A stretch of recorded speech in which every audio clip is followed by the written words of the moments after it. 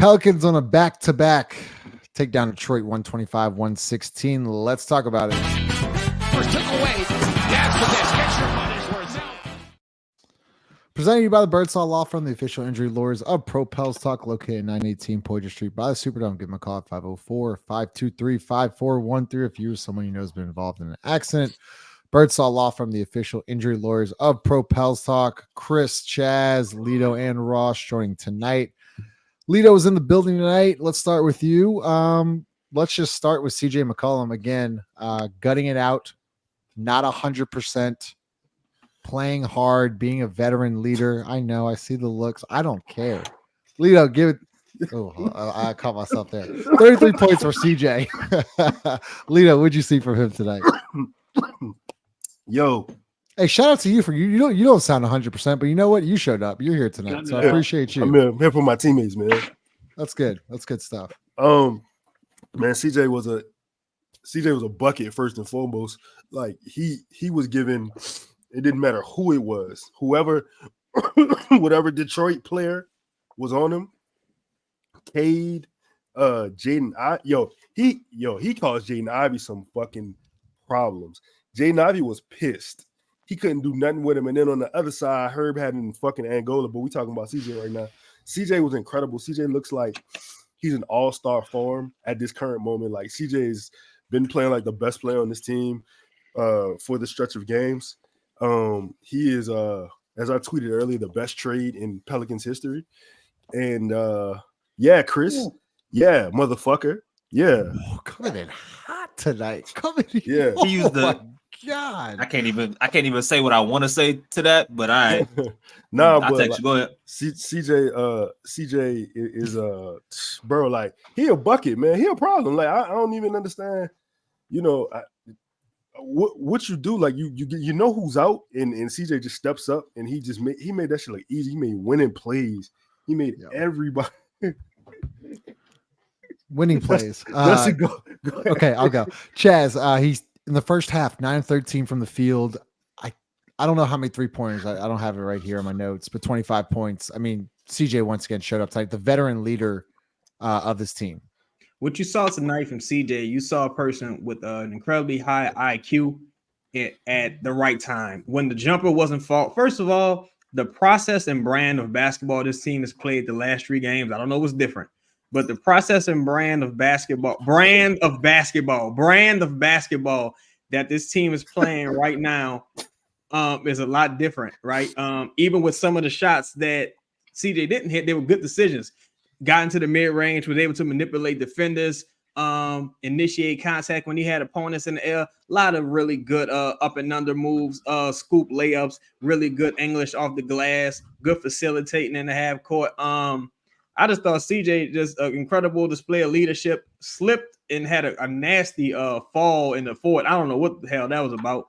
And then you had I think it was a wet spot on the floor or something like that. Yeah. And like you mentioned, the man's sick. The man showed up to work sick, like Lito. You know what I'm saying? You gotta respect the guy who shows up to work sick. You know what I'm saying? Especially, CJ, he's a vet. He got the cachet in this league to say, I'm tired. Let me go sit down. And look, CJ is going to be making less money than he's making now moving forward. Imagine if he had the gall, the carelessness, the just total lack of self-awareness to ask for even more money. I mean, come on. Can you imagine a person like that? Anybody know anybody like that? Chris, CJ McCollum, go ahead. I do know someone like that. Total. Chris, go ahead. Total professional, man.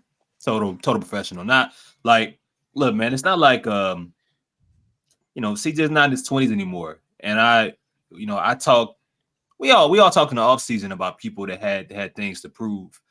And the way people were kind of dismissing CJ based off of the injured end of last season that he had, and before even the injuries, carrying for the absence of others. And here he is again carrying for the absence of others. Game after, you got flight troubles. You don't get in like Justin. You talked about it before, like a AAU team. You fly in the same day back home. You already sick, right? you're playing a young team. Even if Detroit's on the end of a back-to-back, they're also a young team, young legs. And you go out there and you drop 33, drop 25, 23 in the first half. That's what a professional is supposed to do. That's what a leader does. That's what someone who is serious about winning basketball games through the process, even if it means we're in game 4, game 5, whatever it is, I'm serious about winning. And he said that the minute he walked into training camp, you could see it. You could see the shape that he was in. You see, you saw the mental resolve last year and the toughness. He's just, he's setting an example, just like someone else that was on the floor right now, tonight, JV. Yeah, that's what I was going to get on 5 joining the show. Ross, let's talk about Jonas Valanciunas too. I mean, another guy, double tonight. He played 20-something minutes last night. Comes up 23 and 13. I mean, those two guys, you count on them every single night and they show up. Whether they're feeling bad or not, those two guys show up. Yeah, it's gotten to a point where like there's just some guy like my expectations for what I expect from JV are above what they should be because he's been so consistent and because the way he plays and because of how often he's on the floor. He's not as good as I expect him. Like if you ask other people around the league, like, oh, what do you think of JV? They're not going to appreciate him for I think what he is. And I have so much respect for the guy because night in and night out, he's asked to play different roles depending on who's on the floor. There's some nights like tonight or like last night where you really need him to step up and to, kind of take on a bigger piece of the offense or the rebounding or the toughness. And it just seems like whatever you need from him, he's just kind of always ready. Sometimes you think about that from bench guys, like, hey, you got to know, like, you might not play tonight, but when we need you, you need to be ready. He's a different version of that in that he starts and his role might change or the expectations of him might change. And he kind of just always seems to deliver in some form or fashion. Yeah. And shout out to everybody that's here. The whole crew's here tonight. It doesn't matter if you're sick, you're tired, whatever. We're all here. So we all showed up for each other. So that's awesome. 5 joined the show. Can we please talk about Matt Ryan? I mean, like, sign this guy yesterday, dude. Can Matt I go first? Ryan. Can I say something about Matt Ryan? I Okay. feel like I owe the man an apology. I really do. Chris said this before. Chris said this before we started that I don't like anybody. I don't think anybody's good. And I'll be honest. When this went around, I said, "Oh, my expectations for this guy are, if he plays, we're probably in trouble. I'm not sure that his shooting is really game ready. That it sort of translates. He's a standstill shooter, and this dude has shut me the hell Say up. it. Oh, He shut me the fuck up. There it is. No. I thought he was great. I really did. Just to be able to. That dude was on the street 10 days ago. And we not only have we given him way more time than he ever would have expected, his ass started today and shot the shit out of it. Like, that's tough to do, man. First career start. 5, go ahead. No, man. Again, this kind of goes back to the time me and Justin saw him in the gym for that first time. And it was like, yo, nah, this isn't. I get it. Guys knock down shots. You're like, yeah, he can shoot. But no, like the movement was there. Like I told Justin when we were standing right there, I think he might have missed 3 shots out of like maybe 60. It was like really impressive. And I don't know if that's super normal for guys because I see Trey Murphy shoot, but like he doesn't miss. But you see a guy off the street not miss, it's like I think that guy can play. And he really came to the perfect place for him, right? Like a team that literally needed his skill right now. So it's, again, when I was talking about Trey, like it's going to be super glaring that when Trey's not there, like this is almost that, like he ain't Trey Murphy, but this just gives you a glimpse of what it would have looked like, the space it kind of operates. And for guys like JV, that works. For guys like Zion, a guy like that works. When you have people, clogging up the lane, it goes against their usage. It goes against them.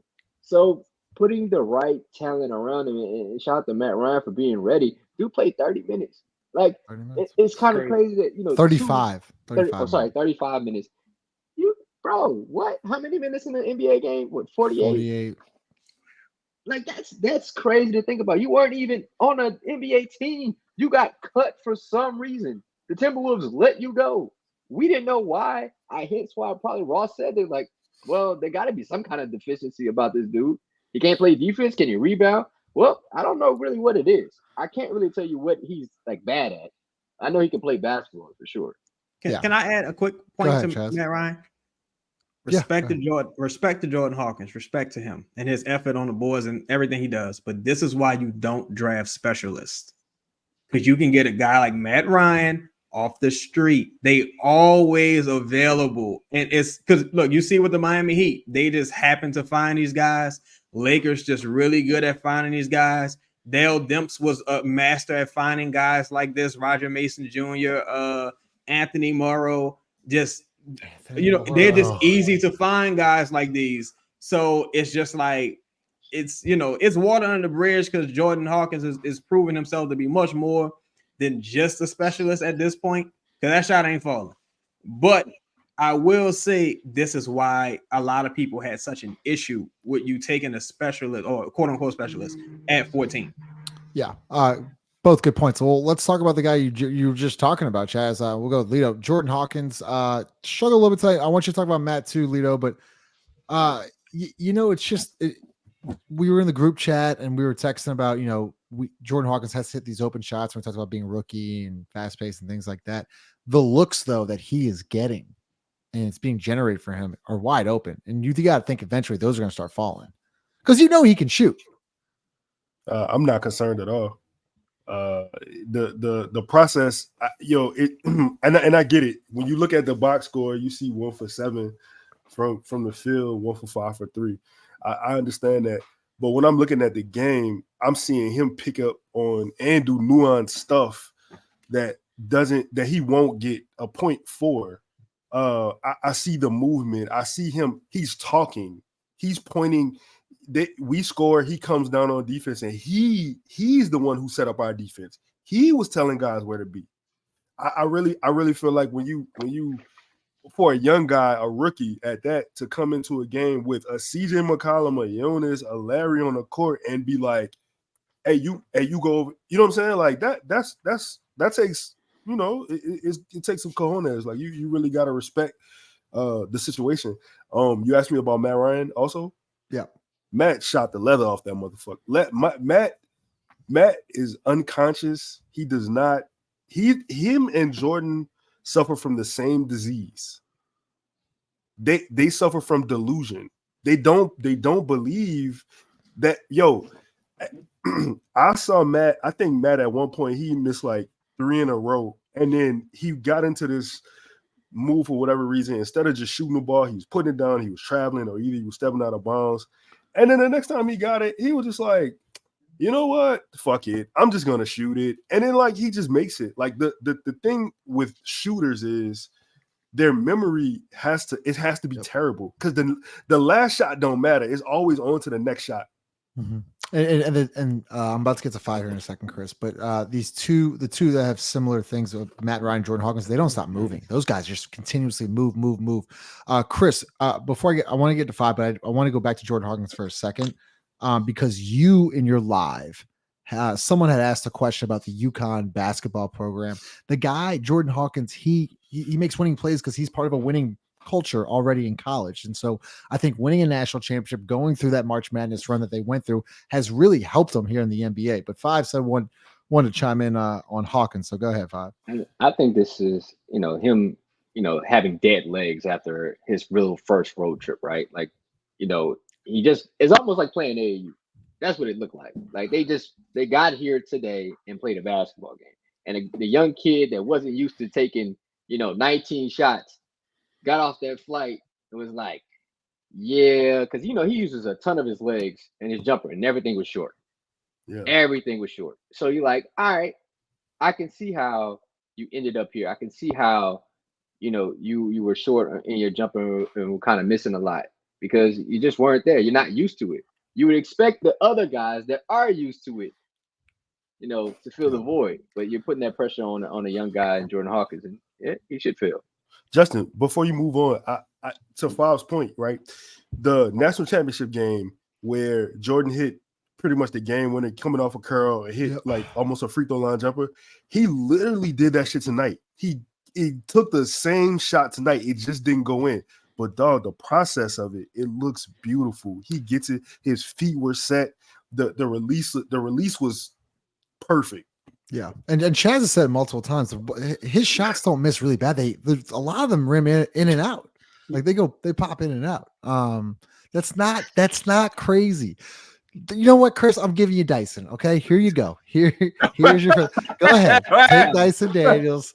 Here you go. This is your segment, Dyson Daniels. That wasn't Justin's on fire. Right, you hear him? Chaz giving me looks tonight. I'm curious about That wasn't. Listen, Dyson. We gonna save the Dyson conversation for the end of the show. Okay. For me, I actually want to talk about Herb. All right. I feel like when talking about Herb, I'm doing him a little bit of a disservice because I keep saying, like, you know, he went 6 for 7 tonight, and we say like he makes the most of his opportunities and he's timely. What he really is efficient in nights like these. That's really what it is. When you go 6 for 7 and you end up with 21 points, like, you have to. Now, granted, there are nights where you get the Oklahoma City game where he looked bad, and the Warriors game he looked bad, falling in love with shots. But when Herb is in the right mindset, you know, and I think there were a lot of timely buckets that he made, just being able to know this is my time to make something happen. It wasn't drawing up for him. It was something in which he just decided, this is, you know, out there with 5 fouls. How he didn't end up with 6. It feels like Herb didn't have 5 fouls pretty much every game. You know, it's kind of the Herb Jones experience, for better or for worse. But not fouling, still going out there and finding the ways to make plays on the defensive side of the ball. I think he ended up getting a block, his 4th block with 5 fouls at that moment. A lot of guys won't end up doing that. But I think the way Herb played today was really important for them. He was a dude. Someone else had to step up as a creator. And shout out to Herb. And at some point, if he continues to play this way and not believe that he has to, no matter how much he's improved and worked on his 3-point jumper, that's the way for him to continue to pack this offense, even when they're healthy. You're talking more than just someone who makes the most of his shots or someone who just picks his spots. You're talking someone who can be really efficient at his position. The Pelicans have agreed to a 2-way with Jeremiah Robinson Earl. Y'all know who that is? Do y'all know I really that? don't. Who? Yeah, I know he is. Dude from Villanova and Yeah. Look up his dad. I've heard of him. You might want to look up his dad. Okay. That's the dude who shot Meg Evans. Jesus Earl. Christ. That's the only Earl I even know. Jesus Christ. No, Last name, Earl? Yo, Herb was incredible. Herb, to Chris's point, his opportunities. I think when a game plan is set, you know, for whatever reason, we feel like there can be no deviation to that if the situation you're in doesn't suit your skill set. It was points tonight where Herb saw the jumper and he knew it hadn't been falling, and he looked at who was in front of him. Dog, I can't think of the guy.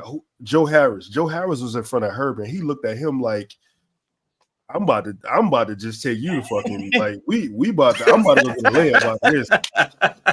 And he got an and one. I think a couple of them. He had like 2 and ones. He just made the most of his opportunities, man. Like, be a basketball player. You don't have to play the role that's set for you. 9 of Joe 9 Harris from looked free throw crazy line. out there.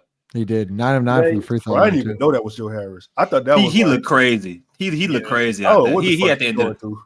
why he got a headband on, brother. Bro, like, It's bad, Bro, bro. He like had a bad part of life. hey, he looked like No. he looked like Hey, Justin Detroit Timberlake, will do Man that. in the Woods. Detroit will Album. do that to you. My dog need a wellness check, man. Y'all got to check in on Joe Harris, man. Call your people, man. All right, let's do it. So we'll start with 5. This Brandon Ingram thing. This isn't like whatever. Okay. I was just fucking with you, Justin. Are you what are your thoughts on this Brandon Ingram thing? Oh, Man, listen, I'm tired, bro. I'm tired of having the same conversations. I think that's the most important thing. Yeah, I don't know if you really hurt, but I'm tired of you being hurt. I think that's the real issue. Like, shit. this at what point is Brandon Ingram going to play basketball for a significant amount of time for this team? Like, I don't want to hear the stories about, CJ having to call you out allegedly. I don't want to hear the stories about, this happened and people around the building saying, bro, I just want to see you play basketball. That's what I want to see. I want to see the three of you play basketball for an extended amount of time to see how good this team can be. And then we can just talk about that rather than, is Brandon going to play tonight? What? That's the bar? That's the bar? I'm tired of it. Yeah. And it came out today. We'll go Chris next. It came out today that Zion Williamson wasn't going to play. Then further on, I think when Willie got into this press conference, he said that this was a scheduled thing. They're not going to do it all year, but it was known that, okay, back to back, Zion, you're not going to play tonight. So they had a lot of issues last night. A lot of guys played major minutes. They were shorthanded. Their flight gets canceled. They got to stay in Oklahoma City. Then got to wake up this morning, fly back to New Orleans, get in at 12, no shoot around, no prep, go straight to the arena at 5. Brandon Ingram's announced out again with knee tendonitis now. So it went from, we're doing this thing again where it's knee soreness and now it's knee tendonitis. So Chris, once again, optics of like, what the hell is going on here? It's a microcosm of the past 3 years when it comes to Brandon and different injuries. And look, like this ain't a situation, man, where folks are just like making up things. I mean, I say this all the time, like, bro, there are people on this show, like, and even like take me out of the equation. You can take anybody here out of the equation and leave someone else. There are folks that hear things that are connected or talk to people that are right there, that are in there every single day. And it's weird, man. At the end of the day, it's weird. And it's been 3 years of mystery in regards to people that have played in this league for years and years and years. Like, what's going on there? And they right there. I don't get into whether somebody hurt or somebody pain tolerance, because I don't know that.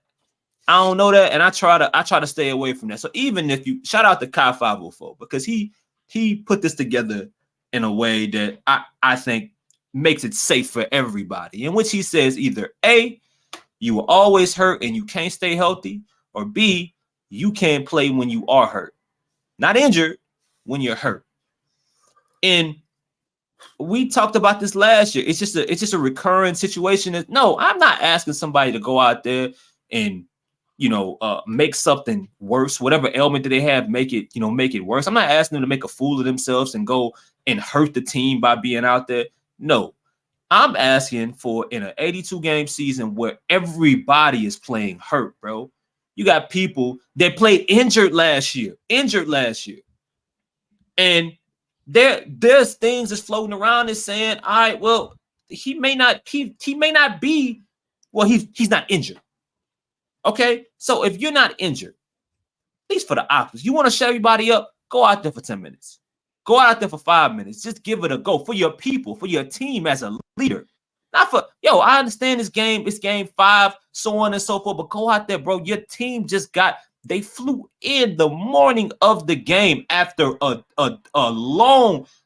talented team that they had to play against. A talented team, a long game, a stressful game, end up winning. Your best player isn't playing. Your most talented player isn't playing. Bro, go out there and give it a go. Am I saying go out there and injure yourself? No. Am I saying make something worse? But you got to show up for your people. At least go out there and give it something. And we keep having these conversations to where the line is blurred one way or another. And it's fucked up, man, because I know CJ was sick.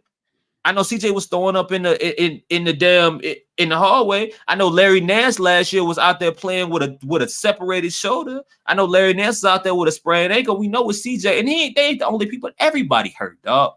Everybody is hurt. You got to go out there as the example, as somebody that people have called a leader on this team. Show up for your people. That's it. Yeah. Well said. Chaz, go ahead. I'm a bit exhausted. And not by the situation. I'm exhausted with being right about this gentleman. It's very tiresome. This guy, I think the elephant in the room, and the point I've been trying to really hammer home, pause, is that the things Brandon does and gets away with, those are really good to great player things. You know what I'm saying? If you're a really good to great player, a team's tolerance should be a little higher for you because how you affect winning and team success. Brandon is a very okay player. Brandon is not a winning player. So the things that may be acceptable from a Kawhi Leonard, Paul George type guy, Devin Booker, Kevin Durant, the Steph Currys of the world, Klay Thompsons of the world, even the Draymond Greens of the world, guys who drive winning should not be acceptable from a Brandon Ingram.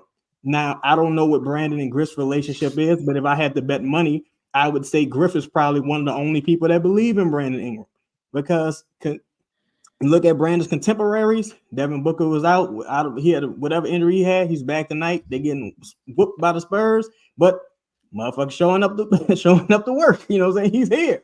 You know what I'm saying? Zion, his situation was a rest game. Rest games were designed for players like Devin Booker, for guys like Zion, guys who have injury histories, guys who are quote unquote superstar players. You know why Brandon was able to chill yesterday? Because he's not a star player.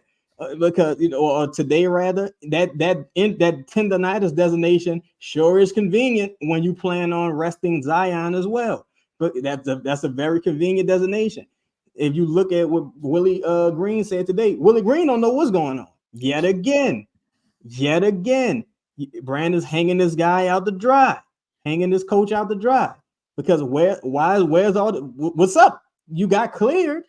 You know what I'm saying? You got guys, I don't want to say mainstream, but you got local, credited, journalists, and they're putting their necks out on the line. They're saying, yo, this man does not want to play. You have people with access to the team saying, yo, this guy has been allegedly called out. He's been confronted several times about playing. This gentleman does not want to play. This man is unself-aware. This man has zero self-awareness, right? Again, why do you make the trip? Why do you make the trip to OKC if you have no Brandon? Wake up! No, he's not playing. Like, so why would you make the trip knowing you have no intentions of playing? You could have stayed if you are hurt. Why not just stay with the physical therapist back in New Orleans? Like, why risk flying? Like, you hurt, right? You injured. Flying gonna make it better? Justin, can I add one more thing and I'm done? Real quick, then we'll get to lead up. The only thing, everybody might feel different in regards to what frustrates them the most about this Brandon Ingram situation. And there's a bunch of different thoughts in regards to how he fits and other people fit on this team long term. I believe that with a small upgrade here and there, I think Brandon can be he is very important to this damn team.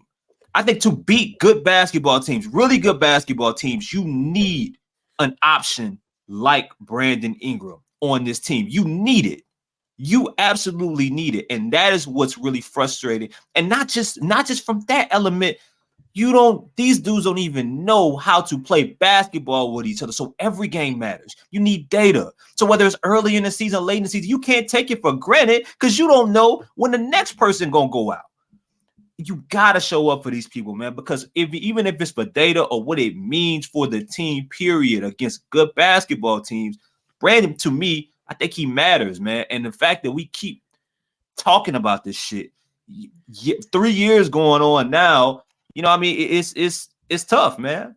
Yeah, and a lot of people are getting like a lot of people talk about, well, it's only game 5. It's not really game 5. It's like year 3. Like it's actually year 5, to be honest with you. But like, or game 4, whatever it is, like the problem we're having is that this isn't the first time this happened, the second time, or the third time. So like that's the frustration. So Leo, go ahead. I think the most frustrating part, honestly, is this team came back from a miraculous deficit yesterday. They played overall a very good game today, and like this is the thing that we have to talk about. I really feel like, and to Chaz's point, Willie doesn't know what's going on. I think it would be helpful if Brandon would speak for himself, use his own words to clarify the situation. I really look. I tweeted something earlier. I don't understand how I watched Brown play 35 plus in a back to back at 38 years old. I see CJ at 34 years old play 30 plus minutes. I see Jonas playing 30 plus minutes. How old CJ is. But the 32.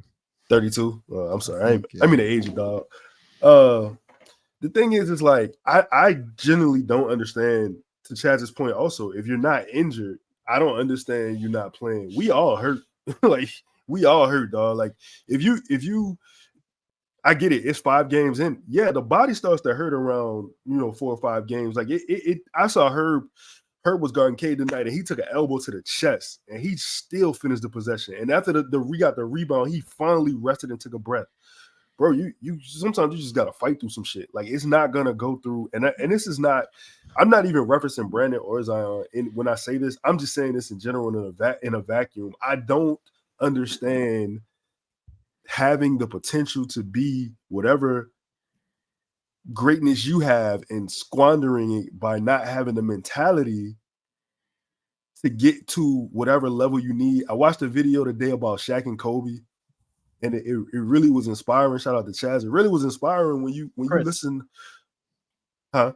Chris sent it. Oh, Chris, I'm sorry. I'm not giving Chris credit. Shout out to Chaz. I really feel like when you stepped right into it. I'm sorry. When you look at Kobe's mentality, right? I think that like. I know there's not enough Kobe's. I get it, but I just want the mentality. I tweeted this earlier too. I said, man, I want guys to play, and I was told that everybody can't be LeBron. Brother, I'm not asking anybody to be LeBron. I'm just asking motherfuckers to play basketball. I ain't asking you to be LeBron. I just want you to step on the court. You know what I'm saying? Like, and this is the thing. It's year 5. It's still a whole lot of unanswered questions. We don't know if this thing actually works for real. You know what I'm saying? And now we got impending free agency. It's money being passed around. It's a lot of things in the air, man. I don't know. And I tweeted this stat out again today. Willie Green's coached 168 games since 2021, and Brandon Zion been played together 14 times. Wait, Justin, what's the stat? I'm sorry, one thing. What's the stat? The stat you also tweeted a stat about points scored during this era. That was Evan. I think that was Evan. That was Evan. That was Evan. Man. I'm not saying you. I'm not saying Evan PDX. I didn't mean it like that. It's fine. No, but I'm saying like that's a crazy. I think it's like CJ McCollum 2,500, then like Brandon 17 and Zion. No, like that's a crazy fucking stat. Crazy stat. Ross, go ahead. Yeah, I don't want to belabor this too much more. I mean, you guys have kind of all hit it. The frustration is it.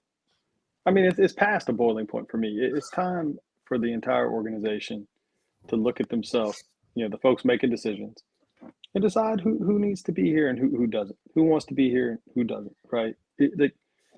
I think that there was a lot of patience early on, year 1, year 2, year 3.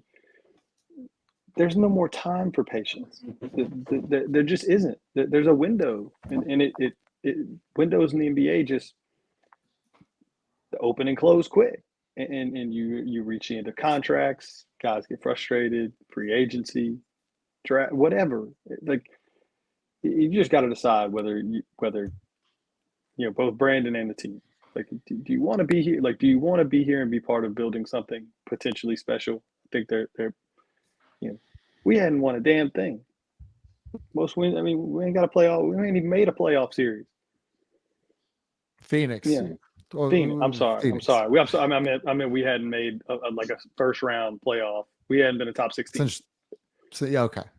Is what I mean. I mean, you had the whole play-in thing. There's nothing to hang our hat on here. Like, there's no reason to be acting this way. If you're really hurt, cool, man. Shit happens. I agree. Chris, I think, said it good earlier. Like, if you're already hurt again for something that seems somewhat minor, sounds like an MRI came back clean, and you're not playing. You do have to have the pain tolerance conversation. Everybody's all a little banged up. Like, you got to play. If there's no risk to risk a future injury. If not, then we really got to talk about how you feel about being here, right? Like, because there's been plenty of dudes that just say they don't want to play. Like, yeah, they don't want to be here. They don't want to play for that team, right? We talked about the Ben Simmons stuff earlier. Where are we at? Like, grow up, be a professional. You know who I really feel bad for? Fans. That's what I feel bad for. You know, there was a Brandon Ingram jersey giveaway. Yeah, I don't think too many put that jersey on tonight. Like, it was a free jersey. I don't think too many people put that jersey on tonight. Like, just it's ironic, right? Like, it just kind of like lines up that way. But I feel bad for people that pay their hard-earned money because they gotta go to work hurt all the time, and to spend their money on a team that won't show up for work it's fucked up. When you think about it, it's like, yo, like, I want to watch good basketball, and the guys that are supposed to be the really good basketball players don't play a lot. So why would I invest my money into something that doesn't give me what I want or what I asked for? And not to mention, I'm gonna get to you in a second, Chaz. The Bally Sports fucking app not working my is God, absolutely it's disgusting. And like, I know we're kind of joking about, like, it's disgusting. It's embarrassing. It's Like, embarrassing. the You NBA can't has grow the fan base if they can't fucking watch the game. It is absolutely ridiculous. Chaz, you can close us out. Bro, I'll say this. You know why I don't have as much empathy for the fan base as well as the team just in general. They knew all of this already. It's not like all these motherfuckers went into the situation unarmed with this, this information.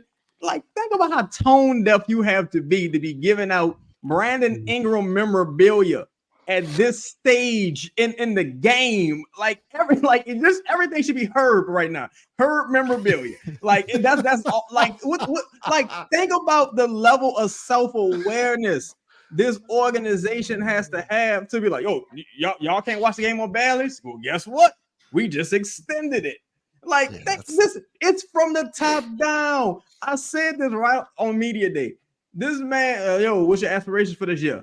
Yo, trying all this money they handing out. This a total oblivious motherfucker, right? Just, you don't gotta be LeBron, but this motherfucker's like a version of Royce Young. Like, you know what I'm saying? Like, nah, I don't feel it today. Like, if it's not a super ideal situation, he's not going to play. And this is the thing. To me, to be honest, the last 3 weeks, offense looks much fucking better. Offense looks much better to me. Everything looks better. That's why I'm kind of like, Hawkins, don't start taking the middies. I'm trying to get that out the building. I'm trying to get the mid-range shots out the motherfucking building. Like, get this guy out of here. Enough is enough. He's not even that fucking good. And that will do.